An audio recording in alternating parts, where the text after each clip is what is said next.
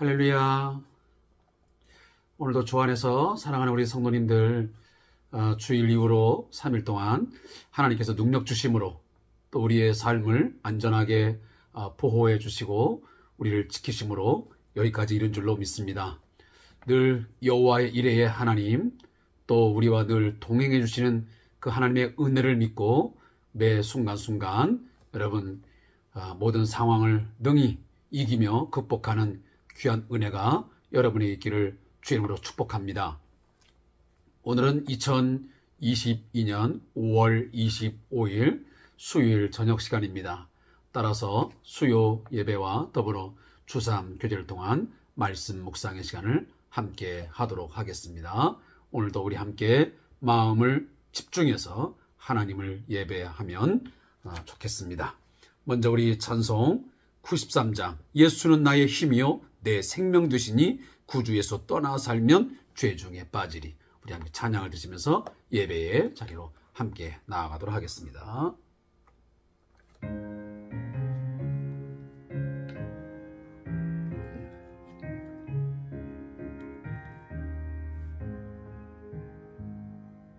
예수는 나의 힘이요 내 생명 되시니 구주 예수 떠나 살면 죄 중에 빠지니 눈물이 가리고 내 맘에 근심 쌓일 때 위로하고 힘주시니 주 예수 예수는 나의 힘이요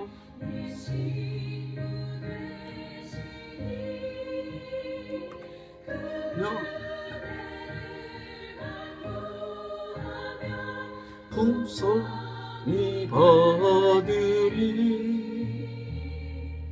햇빛과 비를 주시며 주수할 곳이 많도다 귀한 열매 주시느니 주 예수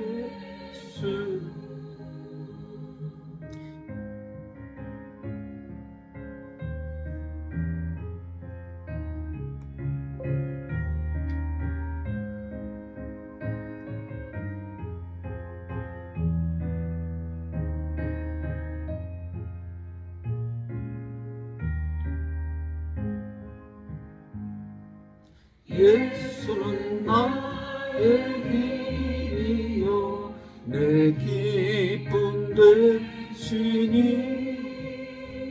그 명령을 순례하여 늘 충성하겠네 주야로 보호하시며 바른 길 가게 하시니 의지하고 따라가리 주 예수 예수는 나의 힘이요 내 소망 되시니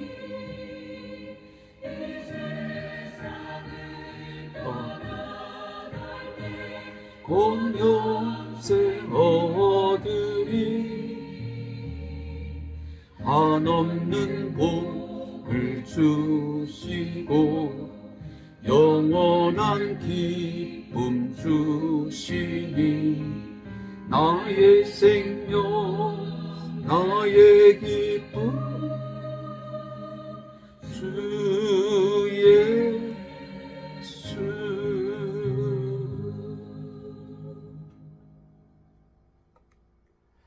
아멘.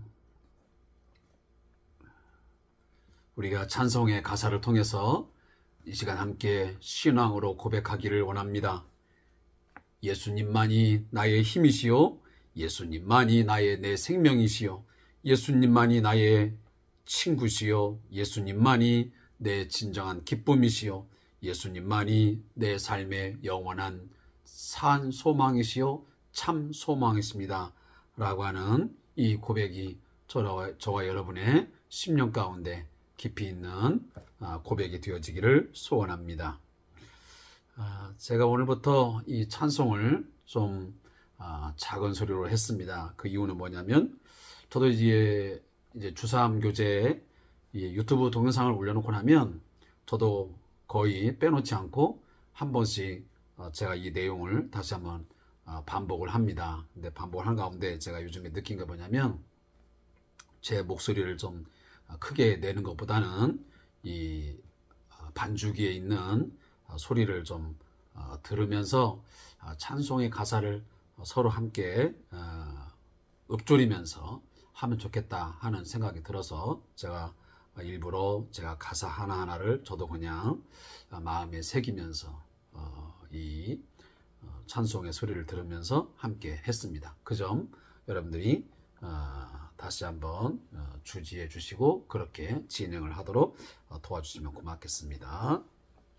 자, 오늘은 함께 말씀을 읽을 때에 디모데후서 4장 1절부터 마지막 절 22절까지 말씀을 읽겠습니다.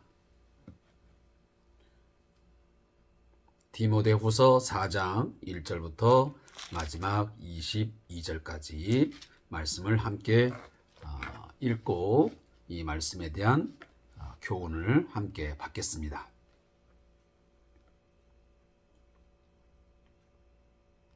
함께 말씀을 읽겠습니다. 하나님 앞과 살아있는 자와 죽은 자를 심판하실 그리스도 예수 앞에서 그가 나타나실 것과 그의 나라를 두고 엄히 명하노니 너는 말씀을 전파하라. 때를 얻든지 못 얻든지 항상 힘쓰라. 범사의 오래 참음과 가르침으로 경책하며 경계하며 권하라. 때가 이르리니 사람이 바른 교훈을 받지 아니하며 귀가 가려워서 자기의 사욕을 따를 스승을 많이 두고 또 그 귀를 진리에서 돌이켜 허탄한 이야기를 따르리라. 그러나 너는 모든 일에 신중하여 고난을 받으며 전도자의 일을 하며 내 직무를 다하라. 전제와 같이 내가 벌써 부어지고 나의 떠날 시각이 가까웠도다. 나는 선한 싸움을 싸우고 나의 달려갈 길을 마치고 믿음을 지켰으니 이제 후로는 나를 위하여 의의 멸류관이 예비되었으므로 주 곧 의로우신 재판장이 그날에 내게 주실 것이며 내게만 아니라 주의 나타나심을 사모하는 모든 자에게 노니라. 너는 어서 속히 내게로 오라. 대만은 이 세상을 사랑하여 나를 버리고 데살로니가로 갔고 그레스게는 갈라디아로 디도는 달마디아로 갔고 누가만 나와 함께 있느니라. 네가 올 때에 마가를 데리고 오라. 그가 나의 일에 유익하니라. 두기고는 에베소로 보내었노라. 네가 올 때에 내가 들어와 가보의 집에 둔 겉옷을 가지고 오고 또 책은 특별히 가죽 종이에 쓴 것을 가져오라. 구리 세공업자 알렉산더가 내게 해를 많이 입혔음에 주께서 그 행한 대로 그에게 갚으시리니 너도 그를 주의하라. 그가 우리 말을 심히 대적하였느니라. 내가 처음 변명할 때에 나와 함께한 자가 하나도 없고 다 나를 버렸으나 그들에게 허물을 돌리지 않기를 원하노라. 주께서 내 곁에 서서 나에게 힘을 주심은 나로 말미암아 선포된 말씀이 온전히 전파되어 모든 이방인이 듣게 하려 하심이니 내가 사자의 입에서 건짐을 받았느니라. 주께서 나를 모든 악한 일에서 건져내시고 또 그의 천국에 들어가도록 구원하시리니 그에게 영광이 세세무궁토록 있을지어다. 아멘. 브루스기아와 아굴라와 및 오네시보로의 집에 문안하라. 에라스도는 고린도에 머물러 있고 트로피모는 병들어서 밀레도에 두었노니 너는 겨울 전에 어서 오라. 우블로와 부데와 리노와 클라우디아와 모든 형제가 다 내게 문안하느니라. 나는 주께서 내 심령에 함께 계시기를 바라노니 은혜가 너희와 함께 있을지어다. 아멘.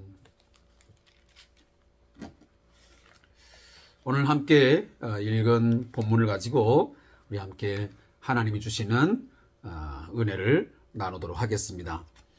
먼저 디모데후서 4장 1절부터 8절까지의 말씀의 내용의 제목은 포도주처럼 부어지는 삶이라는 제목의 내용입니다. 이 내용을 요약해 드리면 말세에 많은 사람들이 자기 욕심을 채울 거짓 스승의 가르침에 빠질 것입니다. 바울은 디모데에게 이런 상황에서 때를 얻든지 못 얻든지 진리의 말씀을 힘써 전하라고 권면합니다. 그리고 인내와 사랑으로 성도를 보살피라고 말합니다. 선한 싸움을 싸우며 믿음을 지킨 자에게 의의 면류관이 반드시 예비되어 있다라고 오늘 사도 바울은 디모데에게 전하고 있습니다. 우리 사랑하는 성도 여러분, 제가 이미 디모데후서의 그 개론적인 설명을 들 때 말씀을 드렸던 것 같습니다. 디모데후서는 사도 바울이 기록한 서신서 중에 제일 마지막에 쓰여진 책으로 알려져 있습니다. 바로 순교 직전에 쓰여진 편지입니다. 따라서 이것은 거의 사도 바울의 유언과 같은 그런 형식, 어떻게 보면 그런 내용들을 담고 있습니다. 굉장히 진지한 가운데서 그리고 신중하게 한 말씀 한 말씀들이 오늘 이 편지를 통해서 디모데에게 그리고 오늘 우리에게 전해지고 있는 것입니다. 저는 오늘 이 말씀을 묵상하면서 어떤 생각을 갖게 되냐면 우리 자신들은 늘 종말 신앙을 가지고 살아야 된다. 이 땅에서 영원히 살 것처럼 사는 게 아니고 이 땅에 하나님의 보내심을 따라 온 우리들 반드시 하나님의 때가 되면 그 끝 종말의 순간을 따라서 우리는 삶을 마감할 수밖에 없습니다. 어저께도 저희 요양원에 계시던 여자 할머니께서 운명을 하셨습니다.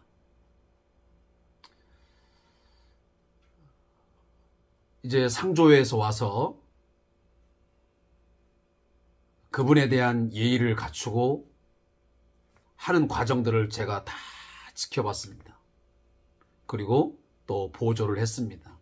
그리고 마지막 차량에 운구 차량에 태워지는 순간까지 제가 묵념을 하고 그 어르신을 보내드렸습니다. 제가 그 과정들을 쭉 보면서 제가 그 시신을 이제 모시러 온 분에게 이런 이야기를 했습니다. 선생님이 이런 일들을 훨씬 더 많이 경험하시겠지만 저 또한 못지않게 많은 사람들의 죽음을 이처럼 봅니다. 근데 우리는 그것을 볼 때마다 참 인생이라는 것이 이처럼 덧없는 것이구나. 이처럼 사람이 생명의 기운이 끝나면 무기력하게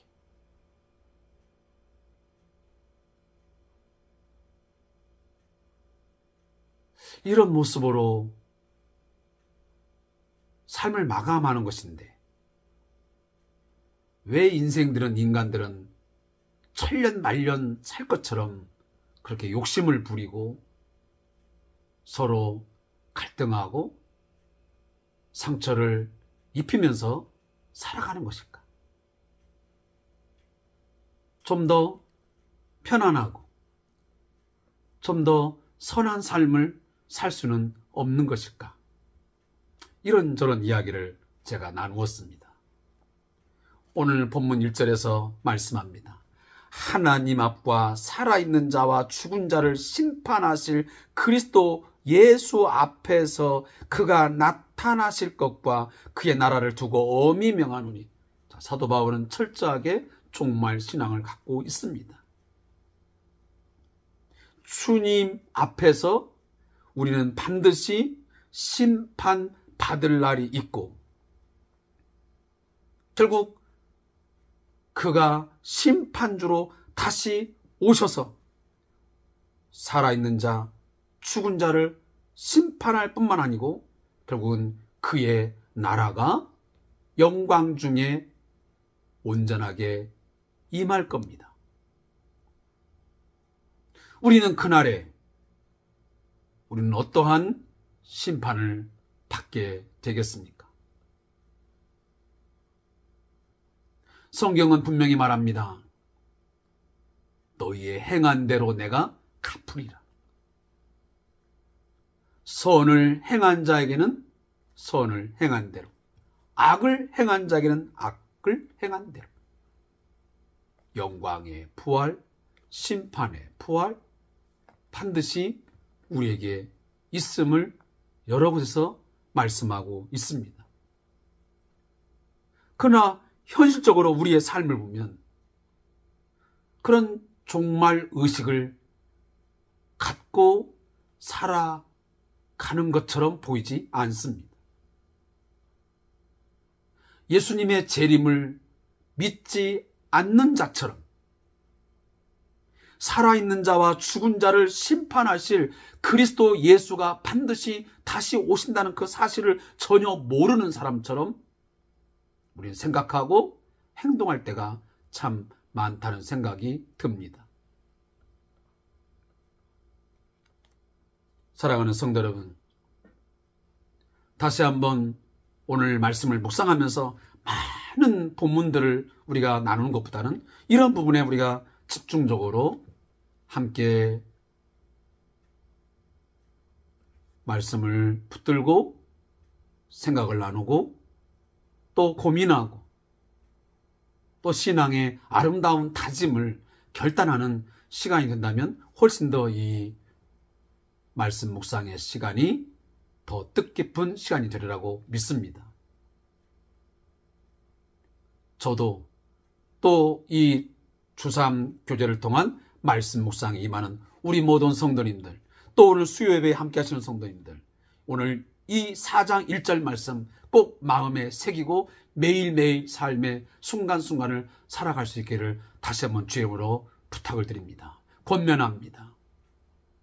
우리에게는 반드시 그리스도 예수 앞에서 심판받을 날이 있음을 꼭 기억하시고, 그 심판주 예수가 이 땅 위에 다시 재림하시는 날이 꼭 있음을 알아야 됩니다. 그날을 우리가 기억한다면 우리는 매 순간순간 하루하루를 그냥 스쳐 지나가듯 살아갈 수 없습니다. 생각 없는 삶을 살 수가 없습니다. 우리는 하나님 앞에서, 그리고 그 주님 앞에서 하루하루의 삶을 경건하게 살 분명한 이유가 여기 있습니다. 뿐만 아니고 이러한 재림신앙, 이 종말신앙을 가진 성도들은 반드시 오늘 본문 말씀에 보니까 사도 바울은 디모데에게 너는 말씀을 전파하라. 때를 얻든지 못 얻든지 항상 힘쓰라. 범사의 오래 참음과 가르침으로 경책하며 경계하며 권하라. 자, 디모데는 에베소 교회의 목회자입니다. 목회자는 목회자로서의 말씀을 전파하고 말씀을 가르치는 데 전무하고 힘을 써야 됩니다. 그렇다면 목회자에게도 물론 해당되지만 또 우리 일반 성도들도 마찬가지겠죠. 우리는 때를 어떤 예보든지 우리가 말씀을 전하고 우리가 전도하는 일에 힘써야만 당연합니다. 그러나 이 말씀을 좀 더 확대 해석한다면 우리 각자에게 주어진 하나님 앞에서의 그 삶에 있어서 자기 분야에서 최선의 삶을 살아야 된다는 것을 오늘 성경은 말씀하고 있습니다. 디모데에게는 목회자이기 때문에 말씀을 전하는 일에 전심전력해야 되는 것이고, 또 의사이면 의사, 선생이면 선생님, 각각의 우리 삶의 분야에서 끊임없이 우리는 하나님께서 주신 일에 대해서 항상 힘쓰고 그리고 오래 참음을 가지고 이 일들을 감당해야 된다는 사실입니다. 그런데 이렇게 하기가 왜 어렵느냐 하면 바로 이 종말, 말세, 마지막 때가 되면 사람들이 바른 교훈을 받지 아니하고 자기 사욕을 따를 스승을 많이 두고 귀를 칠해서 돌이켜 허탄한 이야기를 따른다고 했어요. 자, 목회자들이 왜 그토록 말씀을 증거하는 일이 왜 어렵냐면 말세가 더 깊어지면 깊어질수록 주님의 다시 오심이 가까우면 가까울수록 사람들은 바른 교훈을 얻기를 위해서 애쓰는 게 아니고 오히려 바른 교훈을 받기를 싫어합니다. 그리고 본문대로 말하면 귀가 가려워서 어떻게 한다고요? 자기의 사욕을 따를, 결국은 자기의 욕망과 욕심을 따를 그런 스승을 많이 둡니다. 하나님의 말씀이 스승이 아니고 자기의 욕심과 욕망을 따를 그 여러 가지 스승들을 많이 두고 그걸 쫓아간답니다. 결국은 그 귀를 진리에서 돌이켜서 허탄하고, 다시 하면 아무 쓸모없는, 정말 쓸데없는 그런 이야기들을 따르고 거기에 몰입하는 현상들이 있게 된 것을 오늘 말씀합니다. 그리고 이제 6절, 7절, 8절 말씀은 우리가 너무 많이 반복해서 설교를 통해서 들었고 또 우리가 묵상을 했던 말씀들입니다.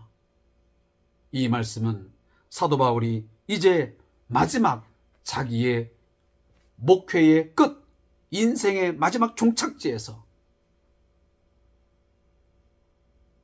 특별한 정말 이 각오를 가지고 그리고 진심 어린 마지막 신앙의 고백을 하나님 앞에서 하고 있는 것입니다.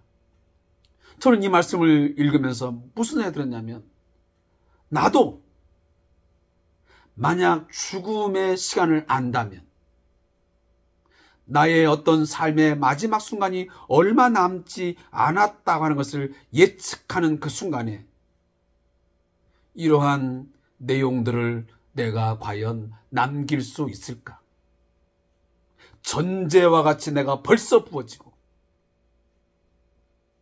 제사를 드릴 때에 마지막으로 포도주가 부어지는 것을 전제라고 하거든요.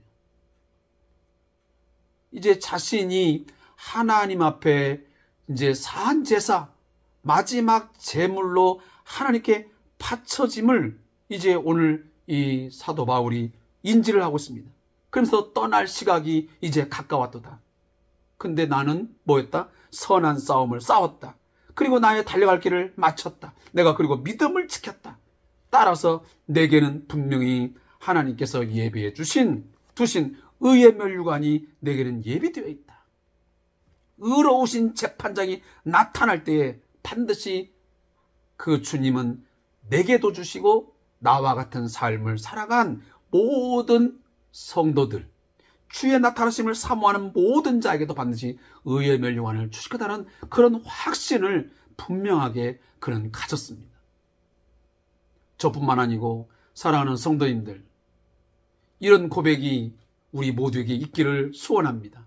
이것은 사도 바울만이 가져야 되는 특별한 고백이 아닙니다. 여기 말씀을 전하는 저 자신을 비롯해서 우리 모든 그리스도인들이 종말신앙을 가지고 마지막 재림신앙을 갖고 있는 자라 하면 누구나 다 이 고백을 할 준비를 하고 살아야 됩니다. 내가 앞으로 일주일 아니면 열흘 후에 한 달 후에 내가 죽음을 맞이한다 한다면 내가 하나님 앞에서 이러한 고백의 글을 남길 수 있어야 된다고 하는 그런 강한 어떤 의무, 어떤 책임감을 갖고 우리가 삶을 하루하루 살아간다면 우리의 삶의 질은 반드시 달라질 수밖에 없는 것입니다. 사랑하는 성도 여러분, 우리의 삶은 양이 중요한 것이 아니고 하나님 앞에서의 삶의 질이 가장 중요합니다. 아무쪼록 오늘 질 높은 이런 하나님 앞에 살아갔던 사도 바울처럼 우리 또한 그러한 삶이 있어지기를 다시 한번 주의 이름으로 축복합니다. 정말 빛나는 의의 멸류관이 준비되었음을 확실히 믿는다면 끝까지 믿음을 지키며 우리에게 주어진 그 사명의 길 끝까지 십자가를 지면서 이 고난을 받으며 여러분 걸어갈 수 있기를 주의 이름으로 축복합니다. 그리고 이제 4장 9절 이하의 말씀을 보면 오늘 사도 바울은 인간적인 어떤 외로움 그리고 인간적인 어떤 동역자에 대한 그리움을 참 많이 갖고 있다는 생각을 갖게 됩니다. 목회자도 전도자도 사람입니다. 그렇기 때문에 때로는 외로움에 사로잡히기도 하고 또 그리움에 사무치기도 합니다.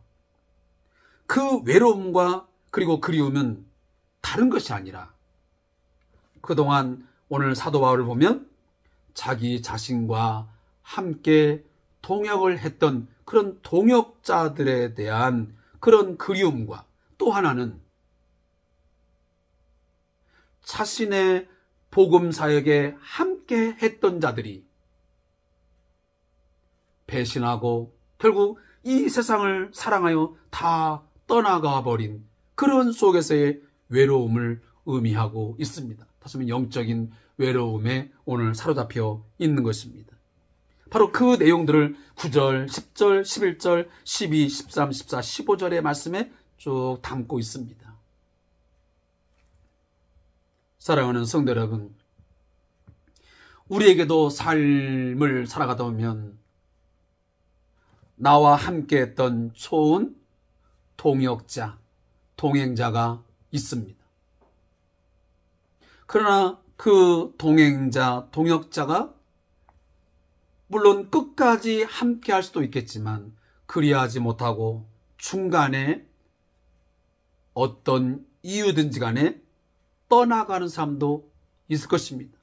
내게서 등을 돌리고 가는 사람도 있고 또 이런저런 이유로 나와 함께 일을 하지 못하고 또 다른 곳에 가서 다른 사역을 감당해야 되는 그리하기 때문에 결국은 외롭게 나 혼자서 사역을 감당해야 되는 그런 상황에 우리가 처할 수도 있다는 사실입니다. 그래서 오늘 보면 대만은 이 세상을 사랑하여 나를 버렸다. 여기 버렸다는 말은 완전히 포기했다, 완전히 떠났다 라는 의미를 갖습니다. 그러니까 이 대마라는 사람은 어떤 사역 때문에 어떤 장소나 어떤 그 위치를 이동한 게 아니고 그냥 아예 완전히 믿음의 길을 포기하고 사도 바울에게서 떠나서 이 세상을 사랑하여 세상으로 돌아가 버린 그런 사람 중에 한 사람이라고 오늘 본문에서 나타나고 있습니다. 그리고 나머지 그레스게는 갈라디아로, 디도는 달마디아로 이런 내용을 보면 아마 이 디도나 이 그레스게 이런 사람들은 그런저런 이유보다는 아마 신실한 동역자였지만 아마 사역을 위해서 각각의 장소로 파송이 되어서 어쩔 수 없이 바울과 이제 이별을 할 수밖에 없는 그런 상황이었던 것 같습니다. 그리고 이제 두기고는 에베소로 보내. 왜 그러냐면 두기고라는 사람은 에베소서를 받아가지고, 그 편지를 받아가지고 에베소 교회에 전달해 준 사람이 바로 이 두기고거든요. 그러니까 이 두기고는 지금 사도 바울의 편지를 받아가지고 에베소로 아마 보내진 그런 상황이었음을 우리가 이 본문을 통해서 짐작할 수 있습니다. 자, 이런 상황 속에서 지금 누구를 가장 강렬하게 그리고 깊이 있게 지금 기다리고 있냐면 바로 디모데를 그토록 사모하고 있습니다. 이미 제가 말씀했지만 사도 바울에게서 이 디모데라고 하는 인물은 정말 특별한 그러한 가치를 지닌 존재였음에 틀림이 없습니다. 그래서 다른 사람들은 그런 표현을 쓰지 않는데 이 디모데에게만 참 믿음의 아들이다, 그리고 아들아 라고 하는 표현을 쓴 거면 아주 긴밀한 친밀한 어떤 관계와 그리고 그런 교제를 끊임없이 갖고 있었음을 우리가 엿볼 수 있습니다. 저는 이런 말씀을 읽으면서 그런 생각도 참 많이 합니다. 야, 동역자에게서 참 큰 복 중에 복이다.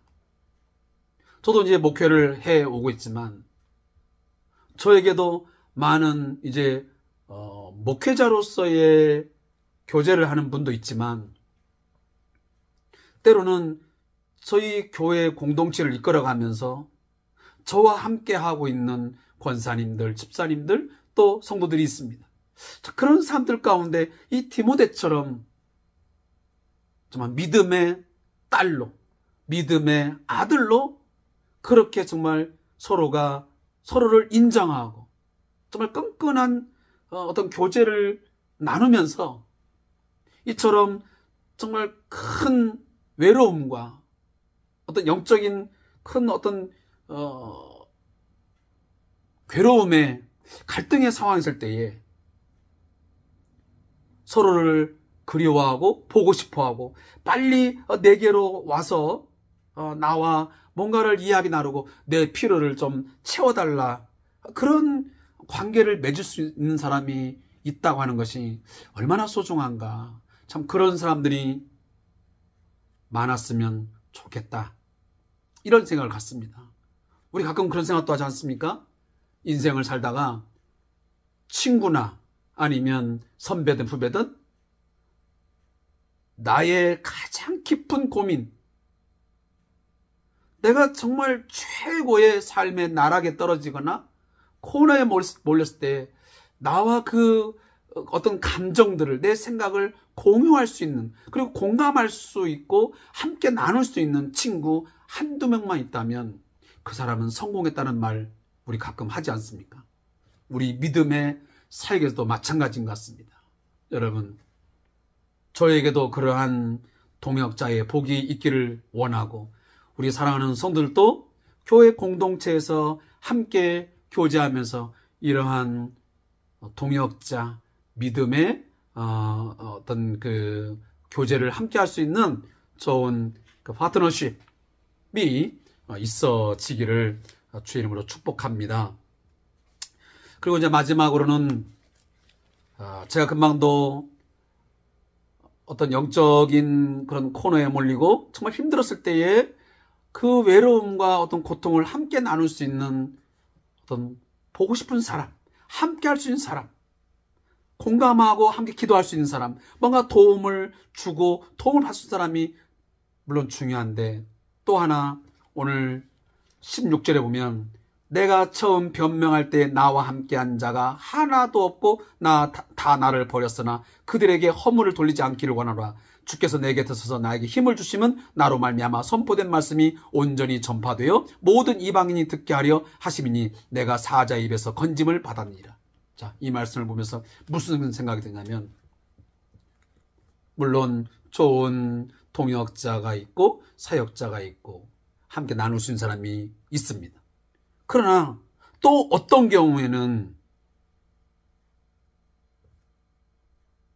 내가 어떤 상황에 몰렸는데 내 삶을 변호해주고 내 대신 뭔가를 함께 해줄 사람이 필요로 한데 때로는 하나도 없는 상황이 있을 수도 있습니다. 오늘 사도 바울이 바로 그런 이야기를 하고 있습니다. 내가 처음 변명할 때, 그리고 로마의 그 법정에서 내가 첫 번째 변호를 할 때에 나를 돕는 사람은 아무도 없었다. 나를 대신해서 말해주고, 나를 대신해서 뭔가 변호해주고, 그리고 증인으로서 뭔가를 말해줄 사람이 아무도 없더라. 그러나 그런 상황이 왔지만, 그렇게 나를 배신하고 내게서 돌아서 버린 그런 사람들에게 내가 허물을 나는 돌리지 않기를 원한다. 이것이 바로 예수님을 닮은, 예수님의 형상과 예수님의 삶을 본받은 자의 매우 중요한 모델 케이스라고 저는 믿습니다. 사도 바울이 늘 말하지 않았습니까? 내가 그리스도를 본받은 것 같이 너희도 나를 본받으라. 바로 이번 본문이 그렇습니다. 이처럼 모든 사람이 다 떠나가 버렸고 그 누구도 나의 편이 되어주지 못한 상황이 됐지만, 그러나 그들에게 허물을 돌리지 않으면서 자신의 모든 것을 그냥 감내하고 여전히 자신을 돌보시고 자신 곁에서 끝까지 변호해 주시는 주님을 바라보는 그 모습, 이것은 바로 예수님의 모습이었습니다. 예수님이 십자가에서 마지막 죽으심 앞에 놓여졌을 때, 모든 죄인들을 대신해서 속죄의 제물로 하나님 앞에 드려질 때에 모든 제자들이 다 떠나가 버렸습니다. 그 누구도 예수님을 변명해 주거나 예수님을 대변해 주는 사람 아무도 그 주변에는 없었습니다. 한 사람도 없었습니다. 그때 예수님은 말씀하십니다. 그 모든 사람들의 허물, 그 죄를 저들에게 돌리지 말아달라고. 그 내용이 바로 이 사도 바울이 고백한 내용입니다. 자신의 죽음이 얼마 남지 않았지만 자신을 배신하고 자기를 변명해주지 않는, 자기를 변호해주지 않는 그 누구에게 탓하거나 그에게 허물을 돌리고 싶지 않다.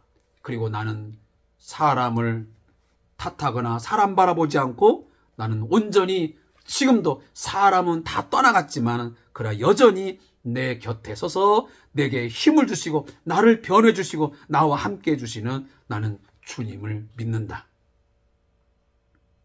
그렇게 하는 이유가 뭐냐면 내가 선포한 모든 말씀이 모든 이방인에게 듣게 되어지기 원하기 때문이다. 그리고 그 주님은 나를 모든 사자의 입에서 건짐을 받았느니라. 이게 무슨 말입니까? 사도 바울이 끊임없이 많은 고난을 겪고 때로는 죽음의 위협에 처했을 때마다 하나님은 그를 그 위험한 지경에서, 다시 말하면 사자와 같이 그를 물어뜯기 위해서, 그를 집어삼기 위해서 달려들 때에 그 상황에서 건져주셨다는 것입니다. 왜냐하면 결국은 이방인의 사도로 사도 바울이 선택된 하나님의 그릇이기 때문에 그 일을 감당하기 위해서 하나님은 그를 건져주셨다고 말씀합니다. 제가 이 말씀을 읽으면서 무슨 생각이 드냐면 사명 있는 자는 결코 죽지 않는다는 것입니다. 사명이 있는 자는 하나님이 반드시 사자의 입에서, 삶의 구렁텅이에서, 그저 가장 극한 그 어려움 속에서 반드시 건져주시고 보호해 준다는 사실입니다. 왜냐하면 하나님이 그 사람을 통해서, 그 사역자를 통해서, 그 하나님의 사람을 통해서 하시고자 하는 일이 아직 끝나지 않았기 때문입니다. 이 사실을 믿는다면 사랑하는 성도 여러분, 오늘 사자의 입과 같이 으르렁거리면서 나를 삼키려고 하고 나의 삶을 코너에 몰며 힘들게 하는 그런 경우가 있습니까?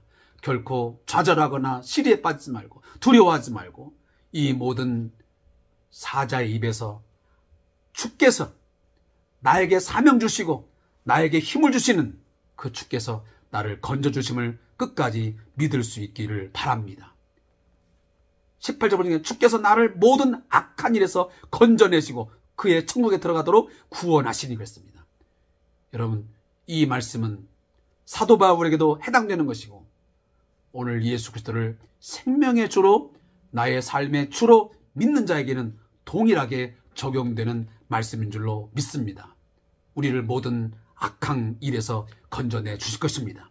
그리고 우리로 하여금 천국에 들어가도록 끝까지 우리를 구원하여 주실 것입니다. 그래서 오직 그에게만 영광이 세세 무궁토록 있게 될 것입니다. 아무쪼록 이 말씀을 제가 이제 전함으로 이 본문의 내용을 마무리하겠습니다. 자, 저자의 묵상을 읽고 제가 오늘 예배의 부분을 마치도록 하겠습니다. 위기의 순간 나를 도울 사람이 아무도 없다는 것을 알게 되면 절망하기 쉽습니다. 그러나 바울은 달랐습니다. 바울이 로마 법정에서 첫 변호를 할 때 그를 돕는 사람은 아무도 없었습니다.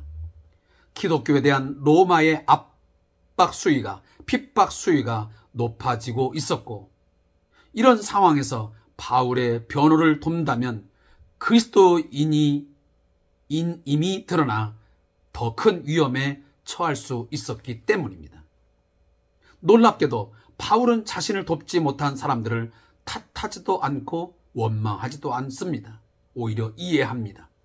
바울이 그렇게 할 수 있었던 것은 끝까지 그의 곁에 계셔서 힘이 되어주시는 예수님을 바라보았기 때문입니다.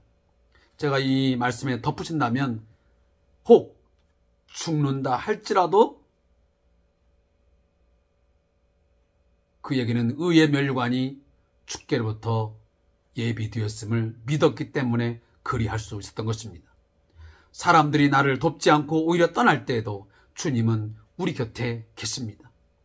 더 강하게 우리를 붙들어 주시고 능력을 부어 주실 것입니다.